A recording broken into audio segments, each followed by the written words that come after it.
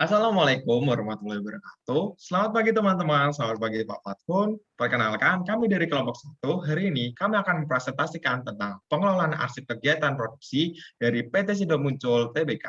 Kami dari kelompok 1 yang beranggotakan saya sendiri, Febri Suralaksono, kemudian ada teman kami, Nyimas Nabilah, selanjutnya ada Rafli Ihsanuddin dan Zahrani Rahmayuni. Untuk Nyimas Nabilah tidak dapat melakukan presentasi karena berhalangan hadir pada hari ini. Oke, untuk selanjutnya, untuk bab 1 akan dijelaskan oleh teman saya, Zahrani. Untuk saudari Zahrani, saya persilakan. Baik, terima kasih Febri atas waktunya. Jadi di bab 1 ini tentang perusahaan. Yang pertama ada nama perusahaan. Nama perusahaannya itu PT Industri Jamu dan Farmasi Sido Muncul Tbk. Kemudian alamat perusahaannya itu berada di Jalan Raya Semarang Solo, kilometer 28, Klepu, Kecamatan Bergas, Kabupaten Semarang, Jawa Tengah, dengan kode pos 50552. Bidang usaha PT Industri Jamu dan Farmasi Sido Muncul Tbk ini merupakan perusahaan farmasi obat tradisional, jamu, serta makanan dan minuman kesehatan. Sifat kegiatan di PT Sido Muncul Tbk itu rutin dan berkelanjutan karena di perusahaan tersebut setiap harinya memproduksi berbagai macam produk-produk kesehatan di mana kegiatan produksinya berjalan terus secara rutin dan berkelanjutan. Kemudian ada target pasar. Target pasar PT Industri Jamu Sido Muncul ini produk-produknya itu menargetkan semua segmentasi dan pangsa pasar, yaitu semua kalangan, hampir semua umur, dan semua lapisan masyarakat, mulai dari anak-anak hingga umur dewasa, dan menjangkau hingga daerah-daerah terpencil. Produk-produk dari Sido Muncul juga telah dipasarkan di dalam dan di luar negeri seperti Filipina, Jepang, Afrika, dan lain-lain. Kemudian di sini ada struktur organisasi PT Sido Muncul. Struktur organisasinya itu sama seperti struktur organisasi lainnya. Karena PT Sido Muncul ini termasuk perusahaan terbuka dan sudah masuk ke Bursa Efek Indonesia, maka pemegang sahamnya terbagi menjadi 2, yaitu pemegang saham retail atau secara umum dan Dewan Komisaris atau pemegang saham secara khusus. Kemudian di bawah Dewan Komisaris itu ada pengelola dari perusahaan secara langsung, terdiri dari Komite Nominasi dan Remunerasi, kemudian ada Dewan Direksi dan Komite Audit. Di dalam Dewan Direksi itu di bawahnya masih ada jajarannya, terdiri dari Sekretaris Perusahaan, kemudian ada fungsi korporasi, unit usaha strategis, dan juga audit internal. Kemudian job desk dari pemegang saham secara umum itu membeli saham di Bursa Efek, kemudian ada Dewan Komisaris ini tugasnya membantu perusahaan sebagai pemegang modal terbesar dan mengawasi perusahaan dari belakang. Kemudian untuk Dewan Direksi sendiri tugasnya itu mengelola perusahaan secara langsung dan bertanggung jawab penuh pada perusahaan. Kemudian ada Komite Nominasi dan Remunerasi, itu tugasnya yaitu memilih Dewan Direksi baru dan memberi fasilitas Dewan Direksi, dan juga bertugas menentukan gaji atau bonus pada Dewan Komisaris dan Direksi. Kemudian ada Komite Audit yang bertugas bertanggung jawab memberikan pendapat ke Dewan Komisaris tentang kinerja Dewan Direksi. Kemudian di bawahnya itu ada audit internal di bawah Dewan Direksi yang tugasnya itu memberikan pendapat kepada Dewan Direksi tentang kinerja di perusahaan.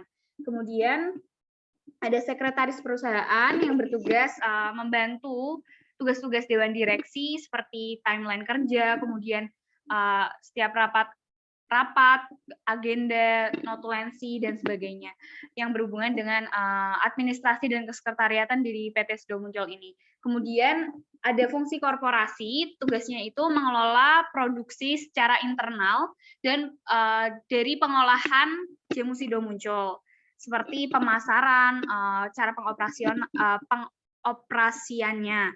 Kemudian ada yang terakhir itu unit usaha strategis, di mana tugasnya ini memberikan strategi bisnis atau peluang dari produk-produk PT Sido Muncul ini.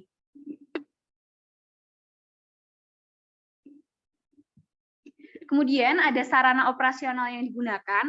Yang pertama itu ruang penyimpanan bahan baku. Sebelum dilakukan kegiatan produksi, bahan mentah yang berasal dari kegiatan pertanian perusahaan yang terdiri dari berbagai macam tanaman-tanaman obat disatukan dalam suatu ruangan khusus penyimpanan bahan baku produksi. Kemudian yang kedua ada gedung R&D atau Research and Development. Dalam gedung ini, di dalamnya itu memiliki 11 laboratorium yang digunakan sebagai tempat penelitian, pengembangan produk, quality control, dan lain-lain. Kemudian yang ketiga ada ruang sampel produk. Ruang sampel produk ini digunakan untuk menyimpan salah satu sampel produksi yang bertujuan apabila ada keluhan dari masyarakat akan suatu produk sido muncul. Perusahaan dapat meneliti kembali sampel yang tertinggal untuk dilakukan penelitian lebih lanjut dan menarik produk yang bermasalah dari peredaran berdasarkan kode sampel produksi. Kemudian yang keempat, ada ruang penyimpanan produk jadi. Jadi setelah barang selesai diproduksi, produk akan dikumpulkan dalam satu ruang penyimpanan yang memiliki suhu dan kelembapan khusus yang telah diatur agar produk-produk makanan, minuman, obat-obatan, jamu, kosmetik juga tetap terjaga keawetan dan khasiat dari produk tersebut. Kita lanjut ke bab 2, yaitu tentang prosedur kerja. Dalam PT Sido Muncul ini, prosedur kerja yang dilakukan dalam kegiatan bidang produksi ada 3, diantaranya yaitu yang pertama prosedur bahan baku. Dalam prosedur ini berisi mengenai bahan baku yang diperoleh PT Sido Muncul hingga cara penyimpanan sebelum masuk ke prosedur pembuatan obat. Kemudian yang kedua ada prosedur pembuatan obat. Dalam prosedur ini berisi mengenai penyortiran bahan baku hingga ke tahap pembuatan dan uji laboratorium mengenai obat yang akan dibuat. Kemudian yang ketiga ada prosedur pengemasan. Dalam prosedur ini berisi mengenai cara pengemasan produk baik jamu ataupun obat di PT Sido Muncul.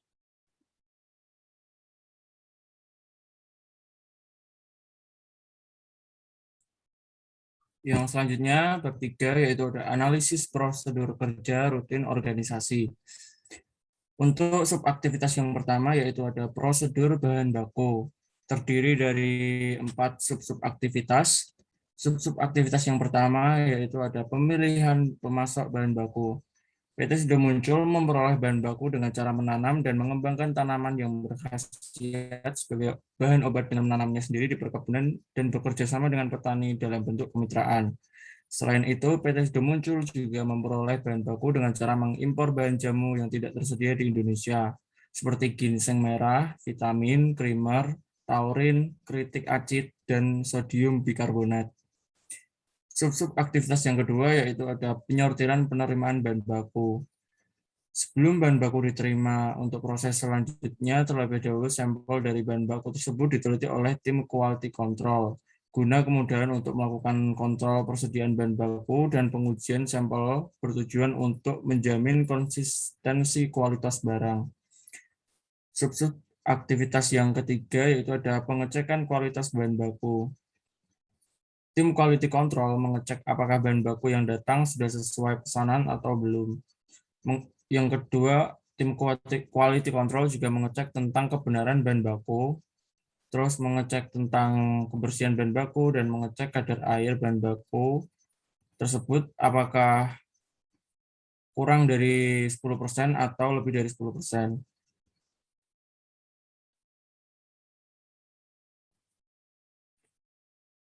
Sub-sub aktivitas yang keempat yaitu ada penyimpanan bahan baku.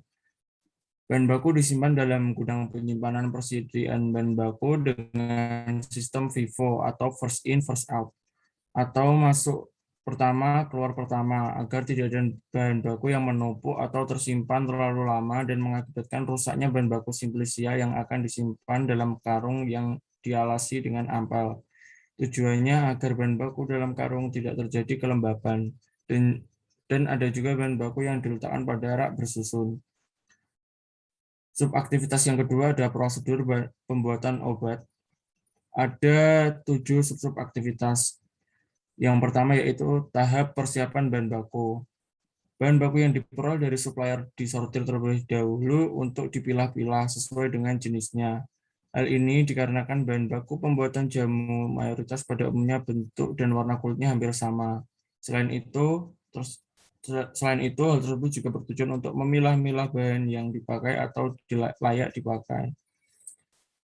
Yang sub aktivitas yang kedua yaitu ada tahap pencucian bahan baku. Bahan baku yang sudah dipilah-pilah, maka selanjutnya akan dicuci hingga bersih. Sub aktivitas yang ketiga ada tahap pengovenan. Setelah bahan baku dicuci bersih, maka bahan baku tersebut segera di-oven untuk mengurangi kadar air yang terkandung di dalam bahan, sehingga diharapkan bahan tersebut mempunyai daya tahan yang panjang. Setelah proses pengovenan selesai, maka sebagian bahan yang dihasilkan dari proses pengovenan akan disimpan di dalam gudang bahan baku, sedangkan sebagian lagi dapat segera diproses. Sub aktivitas yang keempat ada tahap penggilingan 1. Setelah bahan di oven, maka bahan tersebut akan menjadi kering sebab kandungan air yang terkandung di dalamnya sudah berkurang, sehingga sifat bahan menjadi kering dan mudah untuk digiling. Sub aktivitas yang kelima ada tahap penggilingan 2. Pada tahap penggilingan 2 ini, bahan yang digunakan dalam pembuatan obat cair dan serbuk dibedakan. Untuk memproduksi jamu serbuk, maka setelah bahan digiling pada tahap 1, selanjutnya bahan tersebut akan diperhalus lagi melalui tahap kedua. Sub aktivitas yang keenam ada tahap pengayaan. Pada sub aktivitas ini hanya digunakan untuk memproduksi jamu serbuk saja. Setelah bahan digiling, maka bahan akan diayak dengan ayaan yang berukuran 30 mesh. Sub aktivitas yang ketujuh ada tahap pembuatan jamu. Ada beberapa cara pembuatan jamu di PTSD muncul tergantung dari jenis bahan baku yang digunakan dan jenis fisik jamu yang akan dibuat. Bentuk proses pembuatan jamu antara lain ada 7.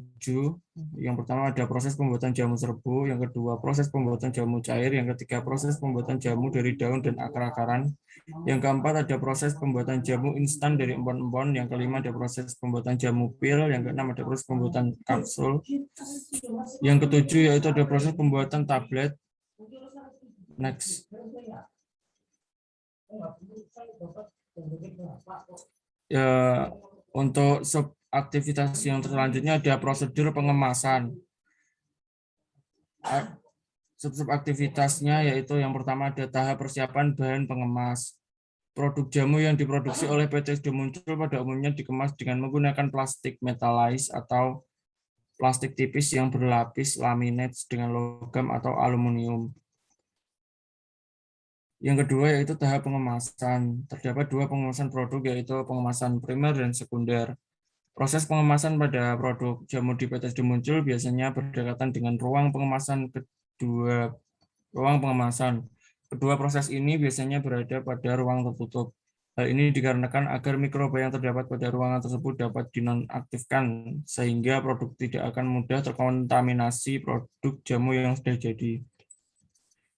Sub aktivitas yang ketiga ada tahap penyimpanan kemasan. Selanjutnya produk jamu yang sudah dikemas di dalam kardus disimpan ke dalam gudang penyimpanan. Selain itu, produk yang disimpan dalam gudang akan diberi penutup agar produk yang disimpan tidak rusak apabila terjadi kebocoran pada ruangan penyimpanan. Penutup biasanya berupa terpal yang dibentangkan di atas tumpukan kardus-kardus, di mana hal ini dilakukan untuk menghindari kebocoran dari atap apabila terjadi hujan.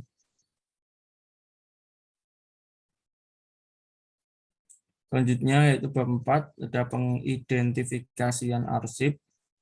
Yang pertama arsip masuk. Pada arsip masuk ini memuat informasi tentang yang pertama nomor berkas, nomor item arsip, kode klasifikasi uraian informasi arsip, tanggal, jumlah, dan keterangan. Untuk berkas yang pertama yaitu ada produksi bahan baku. Pada produksi bahan baku ini terdapat 4 tahapan sehingga ada 4 nomor item arsip dengan kode klasifikasi PDBB.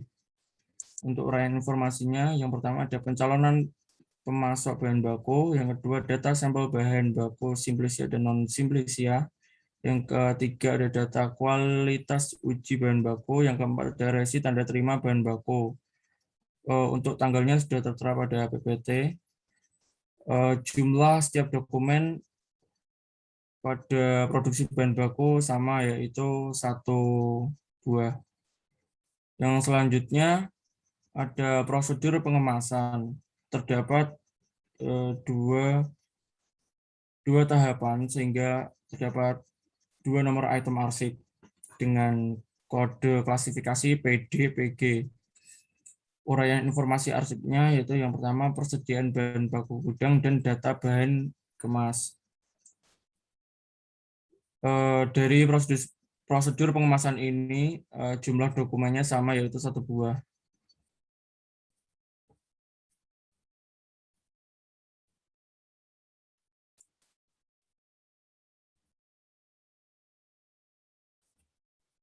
B. Arsip yang dibuat.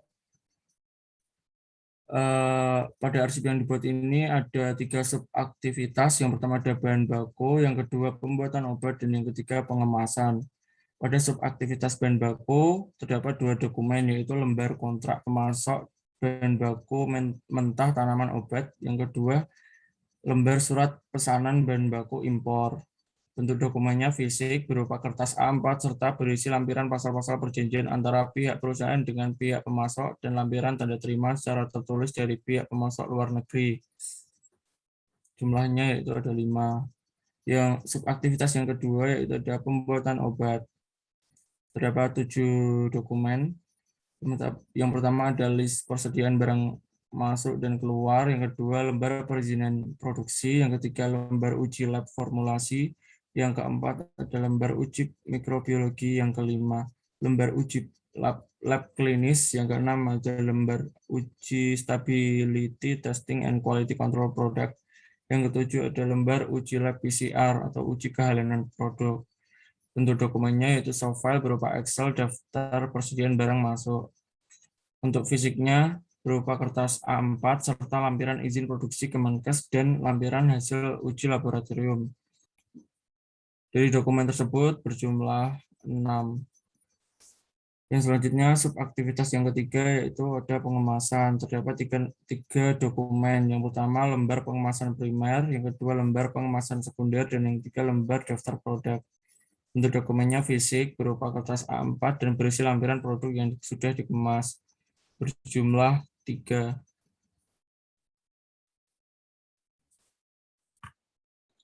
Baik, untuk bab 5 pemberkasan. Nah, di sini seperti yang tadi sebelumnya, yaitu ada terdiri dari 3 tahapan, yaitu pemilihan bahan baku, kemudian produksi, dan pengemasan. Nah, di sini ada nama berkas dari pemilihan bahan baku, yaitu nama berkasnya, data pemasok bahan baku, daftar calon pemasok bahan baku, data sampel bahan baku, data lolos uji bahan baku, data persediaan bahan baku. Dengan arsip penunjang aktivitasnya, yaitu surat penawaran, surat pengiriman bahan baku, daftar rincian bahan baku, daftar rincian bahan baku lolos, verifikasi, dan surat konfirmasi bahan baku. Pola pencarian pada arsip ini yaitu menggunakan sistem subjektif kronologis. Untuk selanjutnya yaitu pada tahapan prosedur pembuatan bahan baku yaitu menggunakan 3 nomor berkas. Data persediaan bahan masuk dan keluar, kemudian data lembar perizinan produksi, dan data lembar uji lab. Nah, pada arsip penunjang aktivitasnya yaitu menggunakan lembar-lembar uji lab yang sesuai dengan dari ruangan tadi yaitu research and development, di mana itu memiliki beberapa lab laboratorium. Nah, di sini mereka membentuk suatu arsip penunjang aktivitas, dan arsip ini yaitu terdiri dari data lembar uji lab farmakologi, kemudian uji lab mikrobiologi, uji lab PCR atau kehalalan produk, kemudian data lembar uji lab klinis, data lembar uji stability testing, dan quality control produk. Pola pencariannya yaitu sama seperti yang sebelumnya, yaitu sistem subjektif kronologis. Dan selanjutnya yaitu pada proses pengemasan. Terdapat 3 nomor berkas, data persediaan bahan baku, data lembar pengemasan, data lembar daftar produk. Arsip penunjang aktivitasnya yaitu yang berguna untuk menunjang aktivitas dalam pengemasan seperti bahan baku pengemasan plastik, data bahan baku pengemasan kaleng, list daftar produk makanan kesehatan, list daftar produk minuman berkhasiat, list daftar produk obat-obatan tradisional, dan list daftar produk dalam bentuk serbuk. Dan pola pencarian kembali arsipnya itu menggunakan sistem subjektif kronologis. Untuk selanjutnya, bab 6, yaitu struktur penyimpanan arsip, di mana di sini akan terbagi menjadi 3 tahapan. Yang tahapan pertama yaitu penentuan klasifikasi dokumen. Dalam penentuan klasifikasi dokumen, PT Sido Muncul mempersiapkan daftar klasifikasi arsip, di mana daftar ini berisi tentang pengelompokan arsip berdasarkan masa-masalah secara sistematis dan logis, serta disusun berjenjang dengan tanda-tanda khusus yang berfungsi sebagai kode. Jadi tujuan dari pembuatan arsip ini yaitu agar istilah yang digunakan untuk pengelompokan dokumen dapat dibuat tetap dan seragam. Semua arsip yang bersubjek sama akan dapat berkumpul di tempat yang sama. Kemudian mengusahakan agar arsip secara mudah dan cepat dapat ditukarkan kembali dan dikembalikan ke tempat semula. Dalam penyusunan klasifikasi arsip ini, masalah-masalahnya dibagi menjadi beberapa tingkatan, yaitu tingkat pertama, aktivitas utama atau aktivitas yang paling luas, tingkat kedua, subaktivitas atau aktivitas yang lebih kecil dari aktivitas utama, tingkat tiga, sub-subaktivitas atau aktivitas yang lebih kecil dari subaktivitas. Seperti yang kita dengar tadi pada bab 3, yaitu terdapat sub-subaktivitas. Nah, contohnya dari penentuan klasifikasi dokumen ini seperti berikut. Pada aktivitas, contoh pada produksi. Nah, subaktivitasnya yaitu bahan baku. Sub-subaktivitasnya yaitu pemasok bahan baku, penerimaan bahan baku, kualitas bahan baku. Itu juga nanti kembalikan pada subaktivitas yang lain seperti proses pembuatan dan pengemasan. Kemudian berikutnya adalah penentuan tempat penyimpanan dokumen. Penyimpanan dokumen menggunakan lemari besi atau disebut dengan filing cabinet, guna terhindar dari kerusakan krusial pada dokumen. Nah, penempatan dokumen juga dilakukan mendatar dan dimasukkan dalam folder atau map gantung atau hanging folder. Kemudian disusun secara horizontal menggunakan sistem subjektif yang di dalamnya menggunakan sistem kronologis. Di sini dalam laci filing kabinet dilengkapi dengan sepasang gawang yang dipasang kiri dan kanan bagian atas memanjang ke belakang sepanjang lacinya. Gawang tersebut digunakan untuk menyangkutkan hanging folder. Dan kebanyakan di sini menggunakan bahan logam yang dimana lebih kuat daripada bahan plastik. Untuk selanjutnya yaitu pengkaplian tempat penyimpanan dokumen. PT Sido Muncul memakai ruangan yang luas agar terhindar dari kelembapan suhu guna menghindari kerusakan arsip. Dan juga PT Sido Muncul menyediakan hanging folder dalam tiap kabinet agar dokumen lebih aman dan lebih mudah ditemukan. Untuk tambahan lagi, pada pengkaplian tempat penyimpanan dokumen itu juga mereka memasang suhu di bawah ruangan sehingga suhunya berada di minus derajat. Itu berguna agar tidak terjadi seperti maraknya jamur ataupun tumbuh jamur ataupun nanti ada rayap sehingga keamanan dari arsip itu tersebut tetap terjaga. Dan selanjutnya yaitu pada pelabelan dan pemberian guide dokumen. Pada dokumen PT Sido Muncul diletakkan pada bagian tab dari folder atau guide. Guide terdiri dari 2 bagian, yaitu sebagai berikut. Tab guide atau yaitu bagian yang menonjol dan untuk menuliskan kode-kode, tanda-tanda atau indeks atau pengelompokan arsip. Kemudian badan guide berfungsi untuk menopang arsip-arsip yang ada di belakangnya. Guide ditempatkan di depan folder jika penyimpanan arsip menggunakan filing cabinet, atau dapat juga di depan arsip jika menggunakan ordner atau map snatcher. Guide juga dapat dibuat dengan berbagai ukuran disesuaikan dengan bentuk arsipnya. Nah, pada posisi tahap dapat diatur penampakannya yaitu sebagai berikut. Nah, di sini pada guide pertama atau yang primer, yaitu tab guide yang terletak pada posisi sebelah kiri untuk menuliskan kelompok utama atau main subjeknya. Kemudian guide kedua yaitu tab guide terletak pada posisi bagian atas, bagian tengah untuk menuliskan kelompok sekunder yaitu subsubjek. Kemudian guide ketiga yaitu tab guide terletak pada posisi atas sebelah kanan untuk menuliskan kelompok tersier sub-subjek atau untuk yang lebih khusus lagi. Dan itulah presentasi dari kelompok 1. Terima kasih atas perhatian teman-teman dan Pak Fatkun. Mohon maaf apabila ada kesalahan kata yang kami ucapkan. Dan sekian, terima kasih. Wassalamualaikum warahmatullahi wabarakatuh.